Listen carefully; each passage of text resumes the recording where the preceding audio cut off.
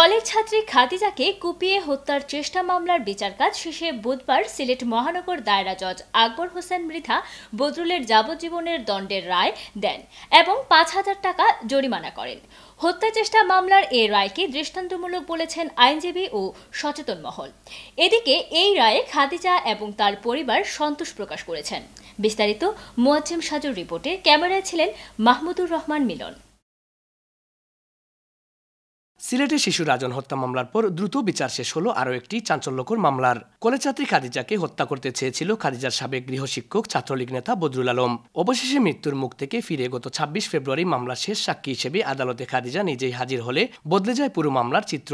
সর্বোচ্চ শাস্তির এখতিয়ারে সীমাবদ্ধতা থাকায় গত ১ মার্চ মামলাটির কার্যক্রম মুখ্য মহানগর হাকিম আদালত থেকে নেওয়া হয় মহানগর দায়রা জজ আদালতে। এর প্রেক্ষিতে বুধবার আদালত বদরুলের যাবজ্জীবন দণ্ডের রায় দিয়েছেন। এই রায়ে ৩২৬ ধারায় যাবজ্জীবন কারাদণ্ড এবং ৫,০০০ টাকা জরিমানা, অনাদায়ে আরও ২ মাসের সাজা দিয়েছেন। সুতরাং এটা একটি ঐতিহাসিক রায়। আমি একজন নারী হিসেবে মনে করি আজকে নারী দিবস, আর এটা নারীদেরই জয়। এই রায়টা হয়েছে, উপযুক্ত শাস্তি হয়েছে, এটাই আমাদের পাওয়ার ছিল।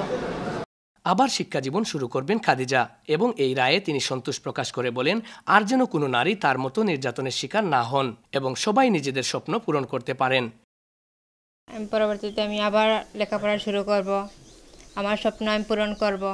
আমার স্বপ্ন পূরণ করতে আমার যতটুকু আপ্রাণ চেষ্টা করতে হবে, আমার ততটুকু চেষ্টা করব। আমি যে নারীদের উদ্দেশ্যে আমি বলছি যে আমার যে পরিস্থিতি হয়েছে, আমি চাই না সেই পরিস্থিতি অন্য কোনো নারীদের উপর হোক, অন্য কোনো মেয়েদের উপর হোক।